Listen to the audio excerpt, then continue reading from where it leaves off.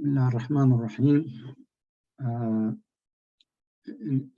Inshallah, we'll talk today about this verse from Surat AlTabeh, which is Surah number 9, verse 85. And Allah subhanahu wa ta'ala says in the Quran, أعوذ بالله من الشيطان الرجيم ولا تعجبك أموالهم ولا تعجبك أموالهم وأولادهم إنما يريد الله أن يعذبهم بها في الدنيا وتزهق أنفسهم وهم كافرون. Allah subhanahu wa ta'ala is saying this to the Prophet ﷺ, but all Muslims. That is, do not let their wealth or abundance of children impress you.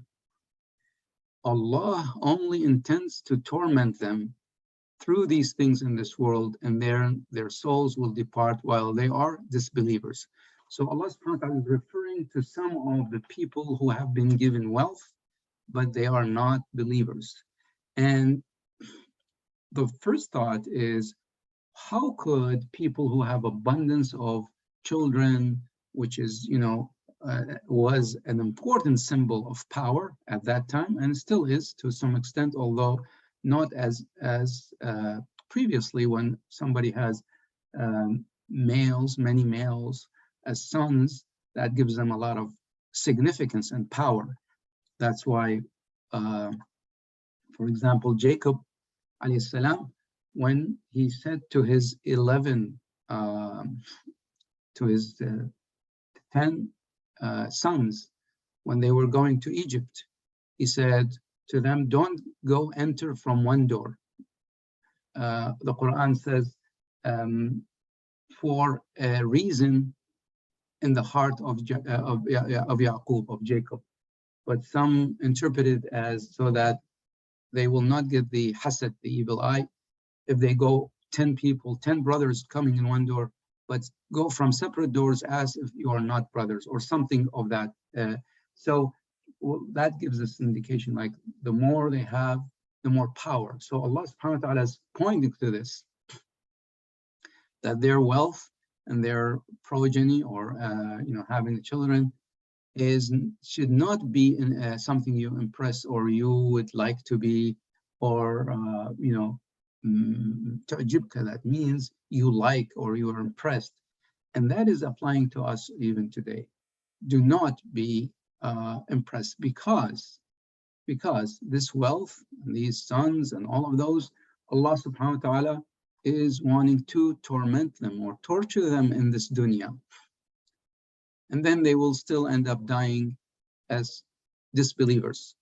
So then they leave this world as disbelievers. So the logic is saying, well, if you have this wealth in life, then why should be tortured? You would be happy, you would be influential, you would be enjoying this. Where's the torture? Where's the torment?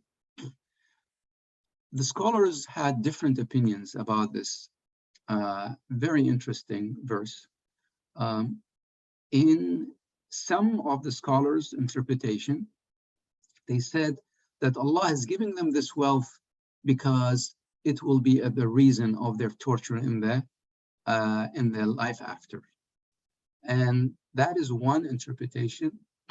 But others argue that actually it refers to the effort and the hardship that they put in this life to earn this money, to raise this many children, and that is a struggle that they will be preoccupied with it, that takes them away from remembering Allah, believing in Allah, and doing the things that will enter them into the heaven. So as such, the wealth and the many progeny or the many children is not always a blessing. It is a torment for people when they are preoccupied with it, when that is their focus. And we have proof today when we see all of those people who are famous from Hollywood or rich people, and still they are living a miserable life, whether it is addiction, whether it's divorce, whether it is mental problems, whether it is unhappiness. All they need in this life, they have it. Everything and more. Private jets, private yachts, 10 houses, you name it, swimming pools, everything, yet they are not happy. Allah subhanahu wa ta'ala almost like made this as a torment, even though from the outside people are saying, wow, look at what they have. So this applied that time, and it still applies today. Yet a third opinion of some of the scholars say the reason Allah subhanahu wa ta'ala gives them this wealth is because to test them, and they will fail this trial. That means they will not give the zakah, they will not spend and support the poor, and they will also be preoccupied with it. So that is why it is a reason for them that they will be in the hellfire, or they will end as disbelievers, because Allah gave them this as a trial and a test. And then some argue the trial and test of being rich is much more harder than being poor. Although on the face of it, we say, no, being poor is much more difficult. That could be true in terms of the struggle, but in terms of the daily struggle, but in terms of the life after, the poor has not a lot of questionings. They were being put through hardship. So Allah subhanahu wa ta'ala elevate from them punishment, forgive them for their suffering. While on the other hand, the person who is wealthy, they will have much more to be asked about. What did you do with this fund? How did you thank Allah for what He gave you? And all of these things that people always forget and be preoccupied.